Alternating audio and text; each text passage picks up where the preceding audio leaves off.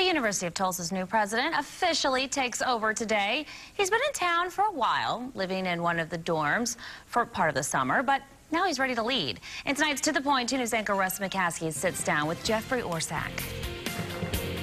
We're with the new president for University of Tulsa, Jeffrey Orsak. Thanks for giving us some time today. I'm thrilled to be with you. So take us through this. You're down in the Dallas area, you're at SMU, and there's going to be a president opening here at Tulsa. How does all this kind of transpire? How did you find out about it? Well, I got a phone call from somebody that is in the business and suggested that I take a look at the University of Tulsa, which was interesting because SMU plays University of Tulsa, so I'm quite familiar with the university, but it didn't really cross my mind that this would be a good fit. But, you know, over the course of a year, and these presidential searches are very labor-intensive, I just fell in love with the university, the people of the university, and ultimately the city of Tulsa. And so, in the end, it was just a marriage made in heaven for me. So, now that you're here and kind of getting settled, what are the goals? What would you like to establish? Where would you like Tulsa to be, say, in a year or 5 years down the road?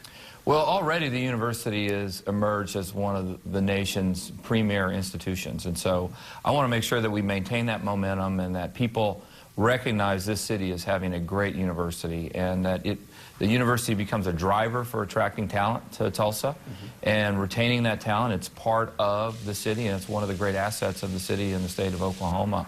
And people recognize that big ideas are bubbling out of this community. They're going to have an impact all across the country and all across the world. Now, your background, you're an engineer. And so how does that translate to making that jump from engineering to being a president of a university?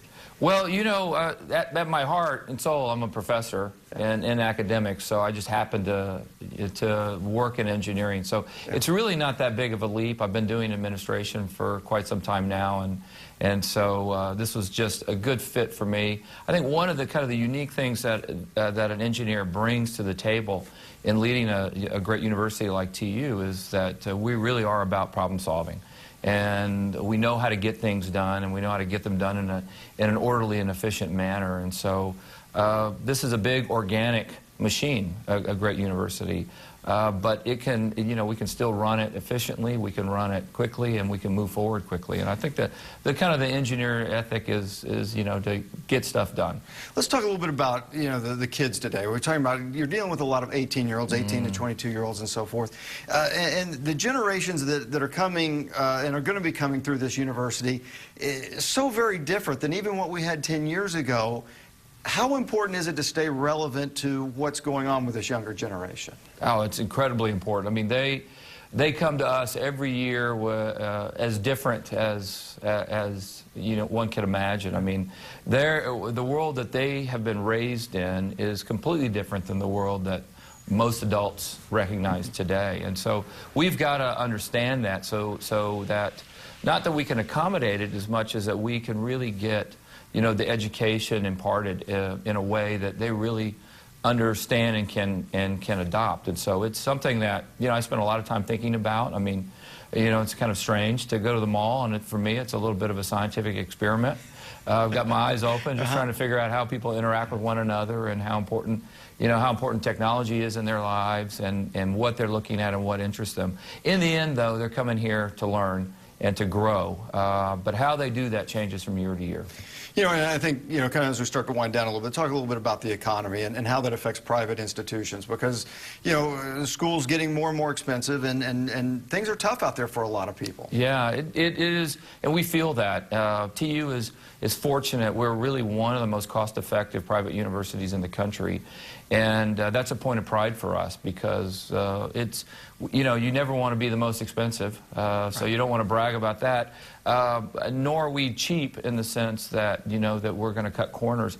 When kids come to this university, they're going to get a phenomenal education at a price and at a cost structure that they will likely be able to absorb into, you know, into the next few years of their lives as they go off to work. So it's something that we watch very carefully, and it's important that we be able to provide a great education to families that want that for their children, and to find ways, in creative ways, to make that happen. What do you think the biggest challenge is going to be here? Maintaining the momentum and just continuing to build. I mean, right now, this is one of the elite universities in the country. you know, you just can't ever be satisfied by that. You've got to continue to push, but the mountain gets steeper from here on.